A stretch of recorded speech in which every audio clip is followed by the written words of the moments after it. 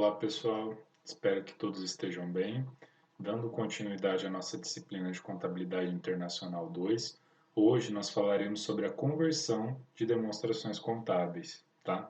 Então, nossa discussão hoje está relacionada à questão cambial, à mudança das taxas de câmbio, né? Essa conversão das demonstrações contábeis para uma outra moeda, tá? Então, vamos lá. Então, o que a gente tem que pensar, né? Que cada vez mais as empresas elas têm buscado se financiar, se capitalizar, buscar recurso fora do país. Isso tem sido bastante comum, principalmente nas empresas de médio e grande porte, né? Então, essa busca por financiamento, por empréstimos fora do país, precisa, né, traz uma necessidade, uma demanda de padronização das demonstrações contábeis em moeda estrangeira. No caso, normalmente se usa o dólar, por isso eu trouxe aqui já nesse primeiro slide essa questão da moeda americana, porque normalmente é a mais usada em nível mundial, certo? Então, por isso, né, devido a essas transações, a essa relação fora do país, é importante que você, enquanto profissional da contabilidade, saiba fazer a conversão das demonstrações financeiras em moeda brasileira para moeda americana, né, no caso o dólar. Então, nessa aula a gente vai ver alguns aspectos gerais de como que a gente faz essa conversão para a moeda americana, certo? Primeiro, a gente, só esclarecendo a diferença dos conceitos, que existe uma diferença entre conversão das demonstrações contábeis e a contabilidade em moeda estrangeira. Tá? Então, hoje nós vamos falar sobre conversão de demonstrações contábeis e não a contabilidade em moeda estrangeira. Por quê? Quando a gente fala em contabilidade em moeda estrangeira, a gente está partindo do princípio de que todas as operações, as transações que foram registradas ao longo do ano daquela empresa, elas são convertidas e lançadas em um sistema contábil próprio e que já traduz, né, esse lançamento, esse evento econômico em moeda estrangeira. Então, ao final do período, as demonstrações que são apresentadas, elas já estão convertidas, elas já estão em moeda estrangeira. Então, isso é a gente fazer a contabilidade em moeda estrangeira. Então, temos aqui uma transação no Brasil, mas ao contabilizar esse evento, a gente já contabiliza em dólar, tá? Isso é uma situação. Já a conversão das demonstrações contábeis para moeda estrangeira, a contabilidade ela é feita em moeda local, né, no caso em real, e ela somente quando a gente faz a apuração das demonstrações contábeis, a gente fecha o balanço, faz a demonstração do resultado, faz todos os procedimentos contábeis normalmente em real, e aí a gente faz a conversão dessas demonstrações para a outra moeda, no caso o dólar, aqui que nós vamos ver o exemplo, tá? Então, existem esses dois formatos, tá? Quais são os objetivos, então, da conversão, né, desse processo? A gente fez a contabilidade toda em real, aí lá depois no final a gente faz a conversão das demonstrações contábeis. Primeiro, obter as demonstrações contábeis em moeda forte, sem os efeitos da inflação, né? Então, hoje o dólar é considerado uma moeda forte e fazendo a conversão das demonstrações do real para o dólar, a gente está apresentando as demonstrações para o investidor, para o usuário da informação que é de fora, em uma moeda que tem pouco efeito da inflação, né? Então a gente tira o efeito inflacionário local, traduzindo as demonstrações contábeis para essa moeda, tá? Outro objetivo, permitir ao investidor estrangeiro um melhor acompanhamento do investimento que ele fez nas empresas aqui no Brasil, né? Principalmente no caso dos americanos, que sempre vão usar o dólar como moeda padrão, tá? Um outro objetivo, possibilitar a aplicação do método da equivalência patrimonial sobre os investimentos efetuados em diversos países, né? Então, vamos supor que você trabalha em uma empresa que faz investimento em vários países, né? Da América do Sul, da América Latina, enfim. E cada país tem a sua moeda local, né? Todas as demonstrações contábeis feitas em moeda local, elas vão precisar ser feita essa conversão, precisa ser convergidas, para que seja feito o método da equivalência patrimonial, né? Então, normalmente, isso também é um dos objetivos da conversão das demonstrações contábeis para o dólar, tá? Possibilitar a consolidação e a combinação de demonstrações contábeis de empresas de diversos países, né? A mesma lógica. Assim como aplicar o método de equivalência patrimonial, eu também consigo consolidar e combinar as demonstrações de países bastante diferentes, que usam moedas diferentes, que têm situações inflacionárias diferentes, certo? Então, por isso é muito interessante e importante fazer a conversão para o dólar em situações de empresas que são maiores, que têm investimentos em outros países.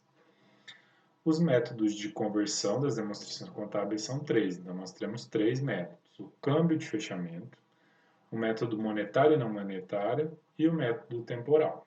Tá? Então são essas três opções que nós temos para fazer a conversão das demonstrações contábeis. Vamos entender cada um deles.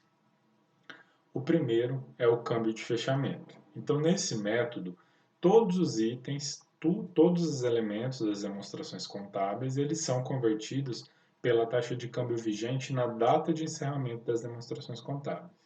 Então, se a data de encerramento é 31 de dezembro, a gente vai considerar a taxa de câmbio da data do dia 31 de dezembro, que é considerada a taxa corrente. Tá? Então, a taxa de câmbio naquele dia, considerando como base o Banco Central, que é a entidade brasileira responsável por publicar, né, por divulgar a taxa de câmbio diariamente, certo? Então, normalmente o câmbio de fechamento ele é utilizado onde a economia é estável, com baixíssima taxa de inflação. No nosso caso, a gente entra nesse nível de economia estável, porque o nosso nível de inflação é baixo, né? Geralmente está. Agora nós temos ficado abaixo da inflação, inclusive, então aqui esse método ele pode ser usado como aplicado no Brasil sem problema nenhum, tá?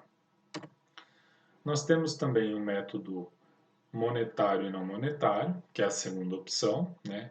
Nesse caso, os itens eles são classificados em monetários, que são aqueles que são as disponibilidades, né, aquilo que a empresa tem de disponível, ou as suas obrigações, elas são realizadas ou exigidas em dinheiro, em caixas, como caixa, duplicatas, a provisão para devedores duvidosos, e esses itens são convertidos pela taxa corrente, né? Então, por esse método, a gente tem diferenças de taxas. Então, aqui a gente converte pela data corrente se a gente estiver falando de caixa, de duplicatas, de itens que são exigidos a realização em dinheiro. Tá? Então, pagamento de fornecedores, enfim, as várias alternativas aí que envolvem ativos monetários. E aí nós temos os não monetários, que são os direitos e as obrigações que são exigidos em bens ou serviços. Então, os estoques da empresa, os adiantamentos a fornecedores, investimentos permanentes, o patrimônio líquido, entre outros, eles são convertidos pela taxa histórica, ou seja, a data em que a operação ocorreu, né? Então, usando o método monetário e não monetário, a gente tem que separar os ativos monetários, que são esses que envolvem dinheiro em espécie ou equivalente de caixa, e os que são não monetários, né, que são os ativos físicos, os estoques, veículos, imóveis, enfim, todos os elementos patrimoniais que são não monetários. Tá? E aí nós temos o método temporal, né? Nesse item, os elementos patrimoniais eles são classificados de acordo com a sua base de valor adotada para avaliação, que pode ser o valor passado, o valor presente ou o valor futuro. Né? Então, pensem, o nome do método é temporal. Então, a gente pode olhar para o passado, para o presente ou para o futuro. Aí nós temos segregações. Então, os itens monetários pré-fixados, eles são convertidos pela taxa corrente, a data do fechamento do balanço, ou prevista, né? No caso de duplicatas. Os itens monetários pós-fixados usam também a taxa corrente, então as contas a receber e a pagar, as aplicações financeiras indexadas, né? Também utiliza-se a taxa corrente. Os itens que são não monetários realizáveis, utiliza-se a taxa histórica, aquela na data da ocorrência. Então, a compra do estoque, por exemplo, eu comprei mercadoria, dei entrada no estoque. Eu vou considerar a taxa na data da transação, a taxa histórica. E são avaliados os itens que são avaliados pelo custo histórico. Então, a mesma coisa, comprei um veículo, eu vou considerar a taxa, a taxa de câmbio na data que o veículo foi comprado. Tá? Os itens não monetários permanentes e o patrimônio líquido também utiliza-se a taxa histórica. Tá? Então, pelo método temporal, a gente utiliza a taxa corrente ou a taxa histórica, dependendo do item que a gente está avaliando. Tá? Em função da particularidade de cada conta patrimonial, há uma convenção de alguns tipos de taxa de conversão. Né? Então, depende daquilo, da conta que a gente está tratando, do elemento patrimonial que a gente está tratando, porque a gente vai ter que fazer essa conversão para o dólar. Tá? Então, qual o primeiro tipo de taxa? Taxa histórica. Então, como eu já mencionei, é utilizada no momento da ocorrência. Então, a compra de um equipamento, ela vai ser contabilizada pela taxa do dólar na data da compra. Tá? Então, quando a gente usa esse tipo taxa histórica, a gente considera a taxa de câmbio no dia que a compra foi efetivada. Tá? Aí nós temos a taxa corrente, né, que é considerada a taxa de fechamento, é utilizada quando a operação está sendo realizada ou no encerramento do exercício, que é considerada fechamento. Todas as operações de pagamento e recebimento elas são convertidas pela taxa corrente. Né? Então, por exemplo, eu vou fazer o pagamento da minha dívida. Eu vou lançar a operação pela taxa corrente, na data que a operação está acontecendo. E os recebimentos também vai ser atualizado na data que eu vou receber essa duplicata ou essa dívida que eu tenho de haver com o meu cliente ou com os fornecedores, enfim. Então, eu vou considerar a taxa corrente e se eu estou fazendo o fechamento da contabilidade de modo geral, é o fechamento do encerramento do exercício. Tá? Fechamento, a taxa vigente na data de encerramento das demonstrações contábeis, né, como eu já mencionei. O caixa no encerramento do balanço ele vai ser convertido pela taxa de câmbio na data do fechamento. Então, aquele valor em espécie que eu tenho no caixa, que eu tenho depositado lá no banco, eu vou fazer a conversão dele pelo valor da taxa de câmbio de fechamento. Tá? E aí nós temos também o tipo de taxa média, que é a média das taxas vigentes no período, normalmente utilizada para conversão de itens do resultado, então tem relação com a venda, com os custos, etc. Se pega a média das taxas de câmbio do ano, tá? E a projetada, que é utilizada em economias com hiperinflação, que converte itens de vencimento futuro, que não é o nosso caso, a gente não é uma economia hiperinflacionária, então não se utiliza isso. Tá? Então, esses são os tipos de taxa que a gente pode usar. Então, a histórica é a corrente, que também é de fechamento, são as mais utilizadas. A média é usada para vendas e custo.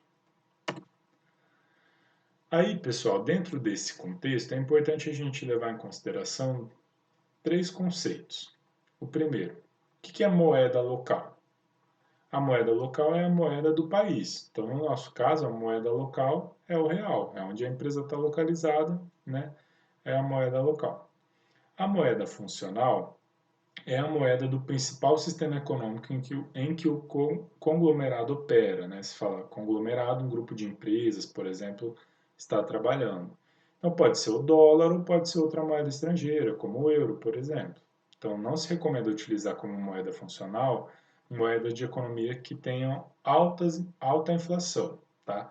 Então, no Brasil, apesar dos últimos anos a gente ter baixos índices de inflação, não se recomenda utilizar o real como moeda funcional em virtude do passado recente de alta inflação. Então, nesse caso, o dólar ele é recomendado a ser usado como moeda funcional, tá? Então, ele é mais estável, pensando aí de tratar como uma moeda funcional. Aqui também é uma questão de interpretação, né? Apesar desse histórico que a gente tem de inflação baixa, pode ser que isso mude no futuro, né? O dólar já não, já é considerado uma moeda bastante estável. E a moeda do relatório, que é a moeda pela qual iremos converter os demonstrativos contábeis, como o dólar, por exemplo. Então, qual que é o nosso papel? A gente vai converter as demonstrações que estão em moeda local para uma moeda funcional que nós escolhemos. Então, pode ser tanto o euro como o dólar normalmente, tá? Em geral, é isso que acontece na prática. Entendido esses conceitos, né? Então, vamos entender agora como que fica essa questão dos ganhos e perdas nessa conversão, né? Porque se a gente tem variação cambial, a gente tem ganhos e perdas de acordo com a transação que estiver acontecendo, né? Então, esses ganhos e perdas, eles têm origem, né? Eles decorrem das variações na taxa de câmbio dos itens monetários. Então, quando tem variação na taxa de câmbio, a gente vai ter essa situação de ganhos ou perdas, né? Em regimes inflacionários, os ativos monetários geram perdas na conversão e os passivos geram ganhos. Tá? Então vamos ver um exemplo. Duplicatas receberam uma situação de perda. Quando eu vendi para o meu cliente, eu vendi no dia 31 de julho por R$ 1.000 a minha mercadoria. O dólar estava o câmbio R$ 1. O valor da minha transação em dólar vai ser de R$ 1.000. Isso numa situação muito hipotética, né? Hoje o dólar está aí em média 5 e pouco, eu não olhei a conversão que está hoje. E o recebimento? Daí, tá, vendi e registrei na contabilidade a minha venda. Registrei lá a receita, né? R$ 1.000. Aí eu recebi essa conta 30 dias depois, lá no dia 31 de agosto. O valor em reais, R$ 1.000. Né? Então, nós estamos fazendo essa transação aqui no Brasil, vendi por 1.000, dentro de 30 dias eu vou receber essa duplicata de R$ 1.000. Só que na data do recebimento, houve variação cambial. O dólar subiu, então a taxa de câmbio aumentou para 1,10. O que isso significa? Que o valor que eu recebi em 31 de agosto é menor do que quando eu vendi. Por quê? A minha moeda local, ela perdeu valor. Então, o valor efetivo em dólar desse recebimento foi de R$ 909,10. Então, eu tive uma perda de R$ 90,90. Tá? Então, de 90,90 dólares. Então, nesse caso, a gente teve uma perda, porque o dólar teve variação, né? O real se desvalorizou frente ao dólar nessa data. Então a gente teve um prejuízo, uma diminuição no valor dessa transação. Quando eu recebi, eu recebi menos do que eu deveria ter recebido, considerando a demonstração em dólar, certo? Agora vamos ver uma situação de ganho. Nesse mesmo cenário, vamos supor que eu fiz uma compra. Então, eu comprei de um fornecedor uma mercadoria no valor de R$ 1.500 nas mesmas datas. 31 de julho eu comprei, 31 de agosto eu paguei por 1.500. Então, mesma situação de dólar. Quando eu comprei, o câmbio estava a R$ 1. Então, eu pego o valor da minha transação em dólar, né, da minha compra, minha dívida lá com esse fornecedor é de US$ 1.500. Aí quando eu fui pagar no dia 31 de agosto, eu não paguei R$ 1.500. Aliás, eu paguei R$ 1.500, só que o dólar, como houve variação cambial, o dólar passou a ser 1,10, né, o real, a taxa de câmbio do real para o dólar passou a ser 1,10, eu paguei 1.363,60 dólares. Tá? Então eu tive um ganho em dólar de 136,40 por conta dessa variação, dessa oscilação cambial. Né? Então, vocês podem falar assim, ah, professor, mas eu nunca fiz, eu nunca comprei nada em dólar, eu não sei como que a gente faz isso. A gente ouve falar, né, de taxa de câmbio, vê no jornal lá que o câmbio mudou, a taxa de dólar mudou. Como que eu faço isso? Né? É muito simples, a gente pega o valor em real e divide pela taxa de câmbio. Essa taxa de câmbio, ela faz a conversão, né, da representatividade do real para o dólar. Então, quando a gente pega e divide 1.500 por 1,10, a gente vai chegar nesse valor de 1.363,60 e uns quebradinhos. Tá? Eu coloquei arredondado aqui para facilitar. Então, é só a gente dividir sempre o valor na moeda local pela taxa de câmbio do dia ou da situação que a gente está tratando. Tá? Então, aqui fica evidente que a gente teve um ganho, porque eu devia US$ 1.500, mas eu acabei pagando só 1.363,60, porque houve uma valorização do dólar frente ao real. tá? Então eu paguei menos do que eu deveria, do que eu pagaria por conta da variação cambial, tá? Então, se por alguma razão a gente tivesse um cenário contrário, quando eu fiz a compra, o dólar tivesse 1,10 e quando eu fui pagar ele estava 1, a gente tem o inverso, eu pagaria mais e não a menos, tá? Então, quando a gente pensa em fazer essa conversão das demonstrações contábeis para uma moeda estável, né, no caso, para facilitar o entendimento e a interpretação no nível estrangeiro, a gente precisa sempre considerar essa questão da variação cambial, como que isso impacta na demonstração contábil e como que isso afeta os investidores, os investimentos que foram feitos em uma empresa brasileira, certo? Então, quais são os procedimentos que a gente deve seguir para fazer essa conversão das demonstrações financeiras? Então, primeiro, a gente apura o resultado e elabora o balanço patrimonial em moeda local, fecha a contabilidade normalmente. Aí depois a gente precisa fazer uma classificação dos itens patrimoniais, considerando a sua base de valor, lembrando lá daquela regrinha, passado, presente e futuro. Aí nós temos que fazer a análise dos itens que são patrimoniais. Então, os que são monetários pré-fixados, duplicatas, etc., a gente usa a taxa de conversão para a moeda funcional corrente. Os monetários pós-fixados, que são caixas, dívidas, também a gente vai usar a taxa corrente. Então, na data do fechamento do balanço, a gente utiliza a taxa de câmbio que está vigente naquela data. Os itens que são não monetários, como os estoques, adiantamentos de fornecedores, o patrimônio líquido, a gente vai usar a taxa histórica, que é na data que ocorreu a transação, tá? Então, isso para os itens patrimoniais, que está lá no balanço patrimonial. Aí nós vamos, na sequência, ver elaborar a demonstração do resultado acumulado para ver a diferença do lucro líquido que a gente teve. Então, a gente vai pegar os saldos iniciais e considerar a taxa histórica, ajustes de exercícios anteriores à taxa histórica, dividendos distribuídos, histórica de quando foram gerados, outras operações, histórica do período original correspondente, e o lucro líquido do exercício é obtido pela diferença, e o saldo final a gente vai obter do balanço encerrado, né? Então, pensando na DRE, a gente vai sempre considerar as taxas históricas, considerando a data da ocorrência, né? Em geral, o que se faz é isso. E aí nós temos que classificar as receitas e as despesas de acordo também com a contrapartida das mesmas nos itens patrimoniais. Então a gente lembra lá que quando nós temos uma conta de resultado, normalmente a contrapartida é uma conta patrimonial, né? Então eu fiz uma venda ou uma despesa monetária pré-fixada, a gente vai ter uma contrapartida num ativo ou num passivo monetário pré-fixado. Então como que eu vou considerar nessa operação? Eu vou usar a taxa de conversão média. Lembra lá que eu falei da questão da média? Então, se eu tenho receitas e despesas que são monetárias, né, relacionadas a dinheiro, eu vou pegar a média da taxa de conversão do exercício.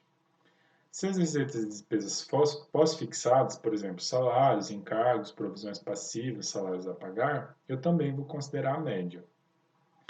Já as receitas e despesas não monetárias, como por exemplo o custo da mercadoria vendida, a depreciação, que vai ter reflexo lá nos ativos e passivos não monetários, eu vou usar a taxa de conversão histórica, da data que a transação ocorreu, que ela foi efetivada.